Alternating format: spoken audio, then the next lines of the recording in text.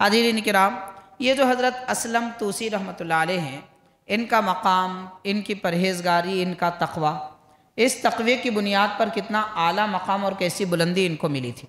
जब आदमी मुत्तकी बनता है, परहेज़गार बनता है, तो कैसे कैसे दर्जात उसे अता किए जाते हैं। ये गौर कीजिए, आप ही का एक दूसरा वाक़या बयान किया जाता है कि हज़रत असलम तूसी रहमतुल्लाह अलैह के ज़माने में एक बुज़ुर्ग ने देखा कि अचानक शैतान फ़ज़ाओं में से ज़मीन पर गिर पड़ा, फ़ज़ाओं में से ज़मीन पर गिर पड़ा और इतना भारी तरीक़े से गिरा कि ज़मीन धंस गई।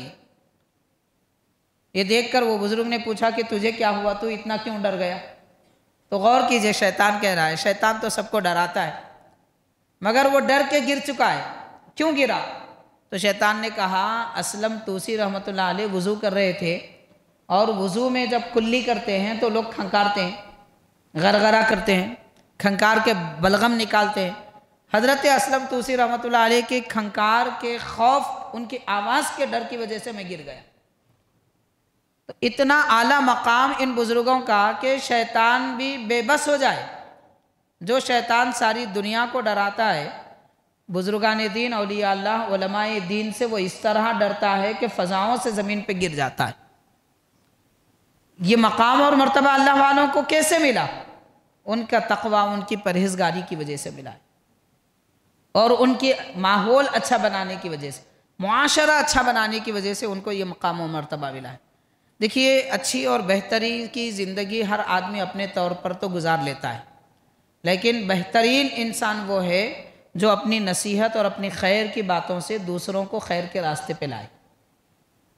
हम तो नेकी कर लेते हैं मगर किसी और को बोलते नहीं हैं, समझाते नहीं हैं, प्यार मोहब्बत से बताते नहीं हैं, तो फिर ये हमारी नेकी का सवाब हमारी हद तक महदूद है।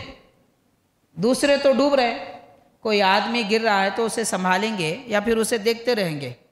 संभालना खुद के संभलने से ज़्यादा अच्छा है।